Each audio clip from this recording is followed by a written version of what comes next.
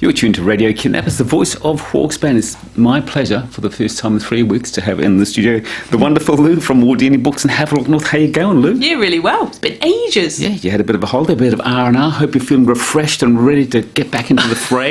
Came back about 5 kilos heavier. Oh, did you? Yeah, you know, but it was great. It was great. No regrets. That's all part of having a holiday, isn't it? Yeah, absolutely. Chill out, eat some good food. Where'd you go? Well, we went to Dunedin for the Writers' Festival, which I'll tell you more about in a minute.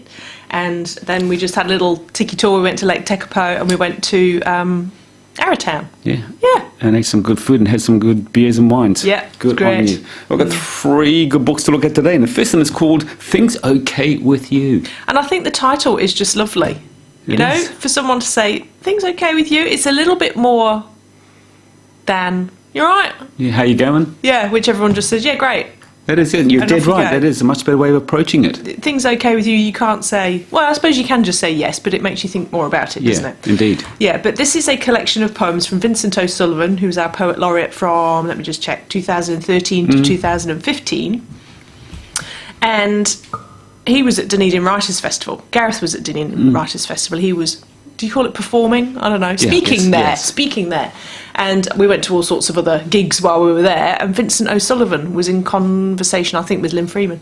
And he was incredible. He's quite an elderly man now. And, you know, and you have your preconceptions, you know, go see some old dude talk about poetry. Boring old. Just incredible. Yeah. What a mind and what empathy and what... He was so entertaining. So I bought his book of poetry afterwards and he's signed it to me. Nice. So there you go, I've got a posh one. And I just thought it would be nice to share a couple of tiny bits from it. Do it. You know, a poet's observations, because beautiful poetry moves you and just makes you stop and think. And I always think the best poems are quite short poems as well. Yes, I think so.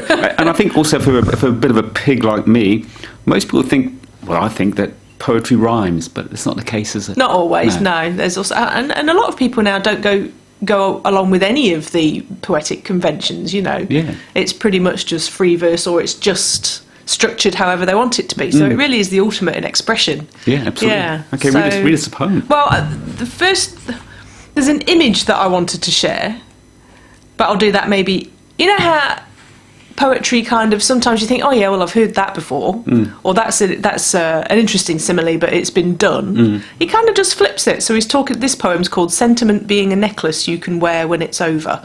And there's lots of stuff about over the rainbow and Toto dashing back and forth. Yeah. But the one thing that stood out to me, he pants, shifts from paw to paw, looks up, so buttons which a dog's eyes are often said to look like again. Marvellous. And I just liked it. Buttons which a dog's eyes are often said to look like. I'm not telling you, I'm not using that simile. It's marvellous. I thought it was so clever, just that one. And then my favourite one, I think, is called As If the Moon.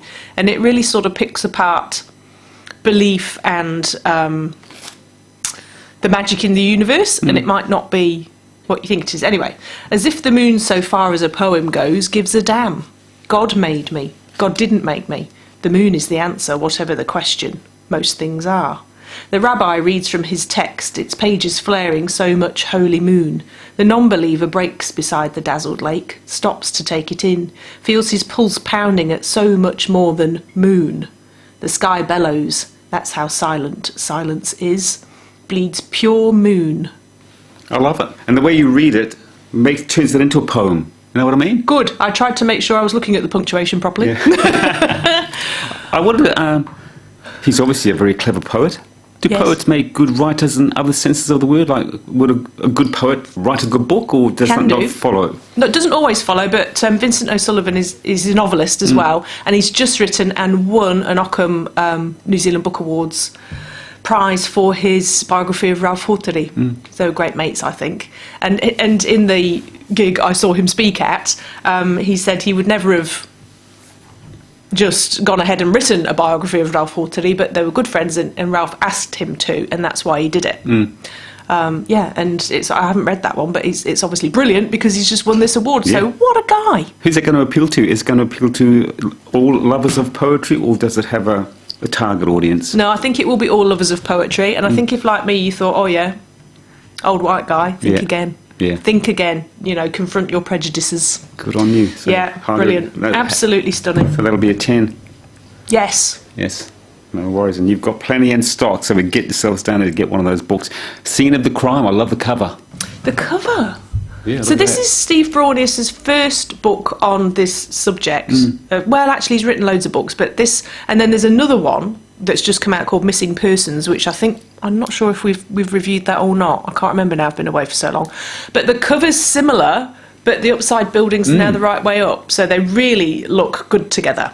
So this one, Steve Braunius is coming to do a gig for Hawke's Bay readers and writers on the 21st of June. Paisley Stage. At Paisley Stage, yeah. And so it's going to be quite controversial, really, because it's Steve and it's Kinrick Temple-Camp, who's the forensic pathologist from Palmerston North, and they don't always agree on things, particularly the Mark Lundy case. But what I really like about Steve Braunius's writing is the empathy that he puts in it. So he's quite mischievous, and he sort of looks at a situation and he will comment on things. But one of the things he said about Mark Lundy is he kept going on about him being a big, fat, pasty white man. Because that's what people saw. Yeah, exactly. Well, yeah. And you can't tell if someone's guilty or not just because they're a big fella. No, but we're very judgmental, aren't we? Yeah. First impressions, that's what it's just always about. And all is terrible, collapsing at the funeral and all that kind of thing. But it's still, that doesn't make a person guilty. No. But, there's lots more discussion than that in it. But he makes some brilliant observations. But in this one, The Scene of the Crime, he talks about how he does hang around courtrooms quite a lot, and he enjoys it. He enjoys the misery. Yeah. And he sits there and he listens to the whole thing, and he notices minute things about people. An elegant judge who's just the most wonderful person, but she yawns with her mouth open. Yes. So it's much more than crime. So there is a lot about Lundy in here. He talks about Rolf Harris, because he was in London when, or in the UK, presumably it was tried in London when his trial went on.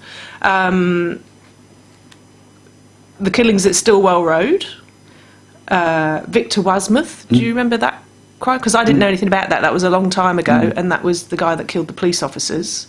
Antoine Dixon, he was the guy that with the samurai sword that chopped the... he sort of kept his eyes wide open all the time. He was in court and that sort of stuff. Yes, and rolled them back in his head, and was he mad or was he not mad, and was he putting it on? So Steve really delves deep into all these cases, but he does it with this kind of sideways look at things that's quite funny at times, in the way that horrendous things can be. Yeah, absolutely. So, what a book and what a writer. And he's coming here. So I would suggest everybody gets their tickets to Brains and Braunius. And you mentioned that he likes hanging around courtrooms. It's sort of like a dark scene. But people love reading that sort of stuff as well, don't they? Yeah, so I really want to delve into why that is. Yeah. We're all a bit macabre, aren't we? We are. We love someone else's bad luck, don't we, really? I suppose that's what it is. It makes us think, OK, my life's not so bad. Yeah, indeed. I'm breathing. Yeah. Yeah. Tell us about Bug Week. This just won the Jan Medlicott Acorn Prize for Fiction in the Ockham New Zealand Book Awards. That's pretty much New Zealand's best paid prize for like our writers. Booker Prize, is it? Yeah, absolutely it is. An American lady came in and asked me that the other day, and I went, I suppose it is, really. So it's a collection of short stories, Bug Week. And Bug Week is the titular story, and it's Bug Week at this lady works at, must be some kind of museum place. And she's quite dissatisfied with her life. She's got children. She's got a husband who's decided to grow his hair long, and he's quite messy, and he's always trying to surprise her with weekend getaways. And she just wants an ordered, cleanly life. Yes. She doesn't want to be surprised with getaways, and he's become quite an irritation to her, this husband. And so she sees the etymologist at work, Don, in his sort of nice, tidy clothes, and he walks quietly, and he just looks into microscopes, and everything's very ordered and clean. And she gets a bit of a thing for Don. Oh, right. And so that obviously doesn't necessarily... It's really about desire and how you can desire things that then when they become a reality, they're really not what you thought they were going to be. Grass is greener. Yeah, exactly. Sorry. Still got to cut it. Yeah, and then my favourite story is The Girl Who Shaved the Moose. They're such bizarre, weird little stories, but... that one is this beautiful little girl, Grace, and she gets into trouble at school through no real malicious intent. I don't know what a home life is like, but you get maybe the intimation is that she's maybe a bit of a wild, troubled kid, but she's quite gorgeous, and the teacher sees this, and he knows, and so he smiles, and he kind of lets her off things, and he sees how loyal she is to the people that she loves, and she loves him. He's great. Yeah. But they go on a trip to the museum. She's only wee.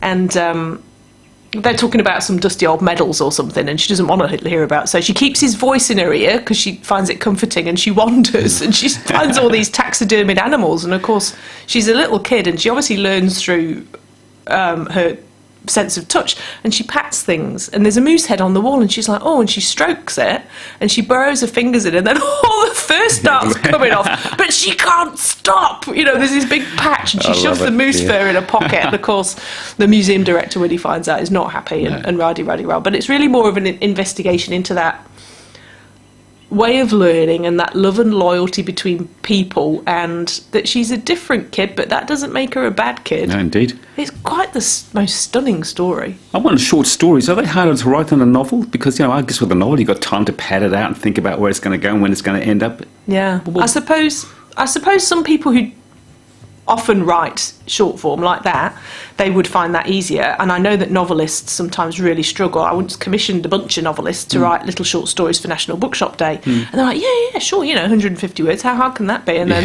the emails were like, this is so hard, because they've got 80,000 words or so, or more than 80,000 words to play with usually. And like, how do I get everything I want to say? Exactly, yeah. So it's a particular skill, isn't it? Absolutely. One I do not have. Neither. Not at all. We want to get a good book. Where do we get it? You get it at Wardini Books, of course. Good on you, Lou. My pleasure as always. You look after yourself. Talk to same time, same place next week. Cool. Thanks, Ken.